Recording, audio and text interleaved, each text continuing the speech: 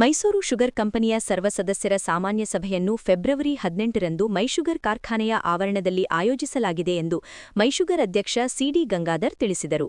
ಸುದ್ದಿಗೋಷ್ಠಿಯಲ್ಲಿ ಮಾತನಾಡಿದ ಅವರು, 2014-15ನೇ ಸಾಲಿನಲ್ಲಿ ಅಂದಿನ ಅಧ್ಯಕ್ಷ ಸರ್ವ ಸದಸ್ಯರ ಸಾಮಾನ್ಯ ಸಭೆಯನ್ನು ಆಯೋಜಿಸಿದ್ದರು. ಅಂದಿನಿಂದ 10 ವರ್ಷಗಳು ಯಾವುದೇ ಸಭೆ ಮಾಡಿರಲಿಲ್ಲ. ಇದೀಗ 2015-16ನೇ ಸಾಲಿನ ಸಭೆಯನ್ನು ಅಂದು ಬೆಳಿಗ್ಗೆ 10 ಗಂಟೆಗೆ, 2016-17ನೇ ಸಾಲಿನ ಸಭೆಯನ್ನು ಮಧ್ಯಾಹ್ನ 12 ಗಂಟೆಗೆ ಆಯೋಜಿಸಲಾಗಿದೆ ಎಂದರು. ಮೈಶುಗರ್ ಕಂಪನಿಯ 82 ಹಾಗೂ 83ನೇ ಸಾಲಿನ ವಾರ್ಷಿಕ ವರದಿಯನ್ನು ವಿತರಣೆ ಮಾಡಲಾಗುತ್ತಿದೆ. ಆಡಿಟ್ ವರದಿಯನ್ನು ಸದಸ್ಯರು ಕಂಪನಿಯಿಂದ ಪಡೆಯಬಹುದಾಗಿರುತ್ತದೆ. ಸದಸ್ಯರು ಯಾವುದೇ ಪ್ರಶ್ನೆ ಕೇಳುವುದಿದ್ದರೆ ಫೆಬ್ 12ನೇ ತಾರೀಖಿನೊಳಗೆ ಲಿಖಿತ ರೂಪದಲ್ಲಿ ನೀಡುವಂತೆ ಮನವಿ ಮಾಡಿದರು. ಮೈಶುಗರ್ ಕಂಪನಿಗೆ ಸಂಬಂಧಿಸಿದಂತೆ 2017ರಿಂದ 2025ರವರೆಗಿನ ವಾರ್ಷಿಕ ವರದಿಯೂ ಸಿದ್ಧವಾಗಿದೆ. ಅದನ್ನು ಸಂಪೂರ್ಣವಾಗಿ ಐಟಿ ಫೈಲ್ ಮಾಡಿಸಿ ಅಂತಿಮ ಮಾಡಲಾಗುವುದು. ಈ ಮೂಲಕ ಕಂಪನಿಯ ಷೇರುದಾರರಿಗೆ ಮಾಹಿತಿ ಒದಗಿಸಲಾಗುವುದು. ಕಳೆದ 2 ವರ್ಷಗಳಿಂದ ಕಾರ್ಖಾನೆಯನ್ನು ಸಬಲೀಕರಣಗೊಳಿಸು 300 ಕೋಟಿಗೂ ಹೆಚ್ಚು ಆರ್ಥಿಕ ಶಕ್ತಿ ತುಂಬಿರುವ ಸಲುವಾಗಿ ಸಭೆಯಲ್ಲಿ ಮಾಹಿತಿ ನೀಡಲಾಗುವುದು. ಸಭೆಗೆ ಕಾರ್ಖಾನೆಯ ಸಂಸ್ಥಾಪಕ ಕೋಲ್ಮನ್ ಅವರ ಕುಟುಂಬದಿಂದ ಯಾರನ್ನಾದರೂ ಓರ್ವ ಸದಸ್ಯರನ್ನು ಕರೆತರುವ ಪ್ರಯತ್ನ ಮಾಡಲಾಗುತ್ತಿದೆ ಎಂದರು. 2014-15ರಲ್ಲಿ ನಮ್ಮ ಮೈಶುಗರ್ ಕಾರ್ಖಾನೆಯ ಸರ್ವ ಸದಸ್ಯರ ಸಾಮಾನ್ಯ ಸಭೆ ನಡೆದಿತ್ತು. ಸುಮಾರು 10 ವರ್ಷಗಳಿಂದ ಯಾವುದೇ ಸರ್ವ ಸದಸ್ಯರ ಸಾಮಾನ್ಯ ಸಭೆ ಬಹಿರಂಗವಾಗಿ ನಡೆದಿರಲಿಲ್ಲ. ಒಂದು 9 ವರ್ಷದಿಂದ ಆನ್ಲೈನಲ್ಲಿ ಮತ್ತು ಮೈಶುಗರ್ ಬೆಂಗಳೂರು ಬಿಲ್ಡಿಂಗಲ್ಲಿ ನಡೆದಿತ್ತು. 10 ವರ್ಷಗಳ ನಂತರ ಮೈಶುಗರ್ನ ಸರ್ವ ಸದಸ್ಯರ ಸಭೆಯನ್ನು ದಿನಾಂಕ 18/2 ಇದೇ ವರ್ಷ ನಮ್ಮ ಕಾರ್ಖಾನೆ ಆವರಣದಲ್ಲಿ ನಡೆಸ್ತಾ ಇದ್ದೀವಿ. ಮೊನ್ನೆ ಎಲ್ಲ ಷೇರುದಾರರು ಸದಸ್ಯರು ಈ ಒಂದು ಸರ್ವ ಸದಸ್ಯರ ಸಭೆಗೆ ಆಗಮಿಸೋದ್ರ ಮೂಲಕ ಸಕ್ಕರೆ ಕಾರ್ಖಾನೆಯ ಎಲ್ಲ ಆಗು ಹೋಗುಗಳನ್ನು ಮುಕ್ತವಾಗಿ ಚರ್ಚೆ ಮಾಡಬೇಕು ಅಂತ ಮನವಿ ಮಾಡ್ತೀನಿ. ಜೊತೆಗೆ ತಮ್ಮ ಏನು 82ನೇ ಮತ್ತು 83ನೇ ವಾರ್ಷಿಕ ವರದಿಯ ಪುಸ್ತಕಗಳೇನಿದೆ ಇದನ್ನು ನಮ್ಮ ಕಾರ್ಖಾನೆ ಆವರಣದಲ್ಲಿ ಈಗಾಗಲೇ 1 ವಾರದಿಂದ ನಾವು ವಿತರಣೆ ಮಾಡ್ತಾಯಿದ್ದೀವಿ. ಅಲ್ಲೇ ಹೋಗಿ ಇದನ್ನು ಪಡಿಬೇಕು ಅಂತಕ್ಕಂಥದ್ದನ್ನೂ ಕೂಡ ನಾವು ಪ್ರಚುರಪಡಿಸಿದ್ದೀವಿ ಮಾಧ್ಯಮದ ಮುಖೇನ.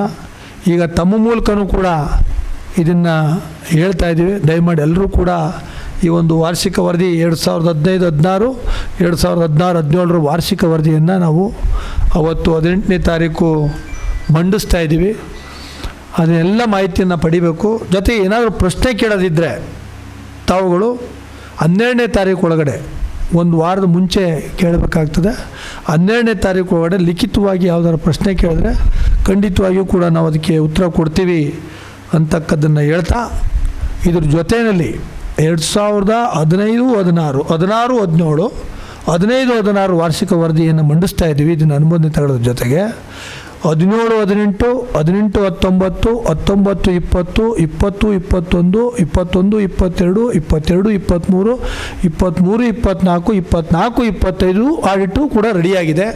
ಅದನ್ನು ಕೂಡ ಮಾರ್ಚ್ ಒಳಗಡೆ ಸಂಪೂರ್ಣವಾಗಿ ಐಟಿ ಫೈಲ್ ಮಾಡೋದ್ರ ಮೂಲಕ ಮೈಸೂರು ಸಕ್ಕರೆ ಕಾರ್ಖಾನೆಯ ಎಲ್ಲ ಆಡಿಟ್ ವರದಿಯನ್ನು ಅಂತಿಮಗೊಳಿಸ್ತಕ್ಕಂಥದ್ದು, ಸಂಪೂರ್ಣವಾಗಿ ಪಾರದರ್ಶಕವಾಗಿ ಷೇರುದಾರರಿಗೆ, ರೈತ ಬಂಧುಗಳಿಗೆ ಒಳ್ಳೆಯ ಮಾಹಿತಿಯನ್ನು ಕೊಡ್ತಕ್ಕಂಥದ್ದನ್ನು ತನ್ನ ಮೂಲಕ ನಾವು ಮಾಡಲಿಕ್ಕೆ ಇಚ್ಛಿಸ್ತಾ ಇದ್ದೀವಿ.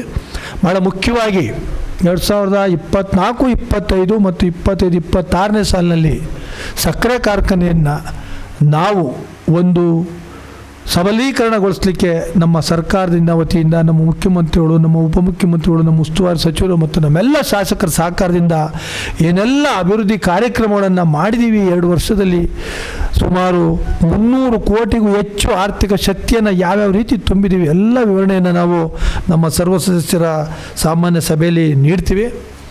1933-34ರಲ್ಲಿ ಪ್ರಾರಂಭವಾದ ನಮ್ಮ ಸಕ್ಕರೆ ಕಾರ್ಖಾನೆ ಇತಿಹಾಸ ಈ ನಮ್ಮ ದೇಶದ ಹೊರಗಡೆನೂ ಕೂಡ ಈ ಷೇರ್ದಾರರು ಇದ್ದಾರೆ, ಪಾಕಿಸ್ತಾನ, ಇಂಗ್ಲೆಂಡು ಅಲ್ಲೂ ಕೂಡ. ಅವರೆಲ್ಲರೂ ಕೂಡ ನಾವು ನಮ್ಮ ಸೋಷಿಯಲ್ ಮೀಡಿಯಾ ಮೂಲಕ ಮಾಹಿತಿಯನ್ನು ರವಾನೆ ಮಾಡಿದ್ದೀವಿ. ಬಹುಶಃ ನಾವು ನಮ್ಮ ಕೋಲ್ಮನ್ ಏನು ಈ ನಮ್ಮ ಮೈಸೂರು ಕಾರ್ಖಾನೆಯ ಸಂಸ್ಥಾಪಕರು, ಅವರ ಕುಟುಂಬ ವರ್ಗದವ್ರನ್ನ ಯಾರಾದರೂ ಕೂಡ ಕರೆಸ್ತಕ್ಕಂಥ ಒಂದು ಉದ್ದೇಶವನ್ನು ಇಟ್ಕೊಂಡಿದ್ದೀವಿ, ಪ್ರಯತ್ನ ಕೂಡ ಮಾಡ್ತಾಯಿದ್ದೀವಿ. ನನಗಿರೋ ಮಾಹಿತಿ ಪ್ರಕಾರ 3ನೇ ತಲೆಮಾರಿಂದ 4ನೇ ತಲೆಮಾರಿಗೆ ಬಂದಿದೆ ಅಂತಕ್ಕಂಥದ್ದನ್ನು ಕೆಲವರು ಹೇಳಿದ್ದಾರೆ. ಅದನ್ನು ಕೂಡ ಪ್ರಯತ್ನ ಮಾಡ್ತಾಯಿದ್ದೀವಿ.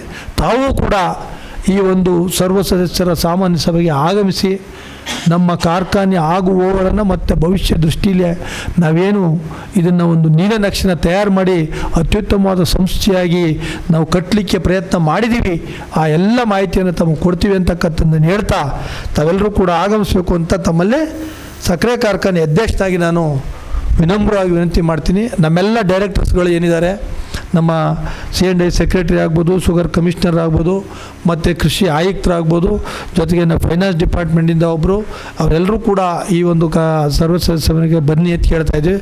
ಜೊತೆಗೆ ನಮ್ಮ ಉಸ್ತುವಾರಿ ಸಚಿವರು, ಶಾಸಕರು ಕೂಡ 18ನೇ ತಾರೀಕು ಸರ್ವ ಸದಸ್ಯರ ಸಭೆಗೆ ತಾವೆಲ್ಲರೂ ಕೂಡ ಆಗಮಿಸಬೇಕು ಅಂತಲೂ ಕೂಡ ನಾನು ವಿನಂತಿ ಮಾಡ್ತೀನಿ.